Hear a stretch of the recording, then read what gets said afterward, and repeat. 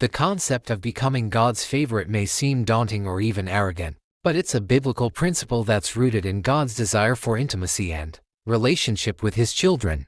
In this article, we'll explore what it means to become God's favorite and provide practical steps to cultivate a deeper relationship with Him.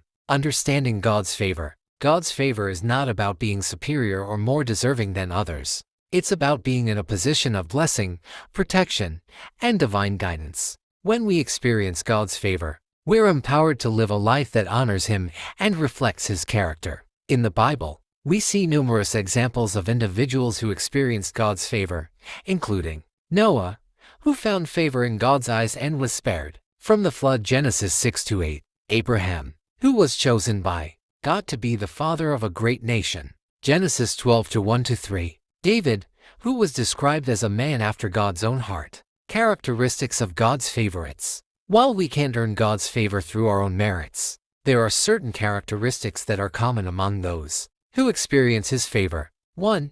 Humility, a willingness to acknowledge our limitations and dependence on God, Proverbs 20-4. James 4:2-6. 2.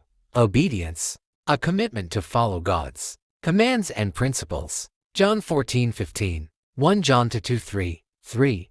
Faithfulness, a determination to remain loyal and faithful to God, even in challenging circumstances, Psalm 37:3-4. Hebrews 11:1-40. 4. Gratitude, heart that's thankful for God's blessings and provision. 5. Love, a deep affection for God and a desire to please Him. Practical steps to become God's favorite. While we can't guarantee a specific outcome, we can take deliberate steps to cultivate a deeper relationship with God and experience His favor. 1.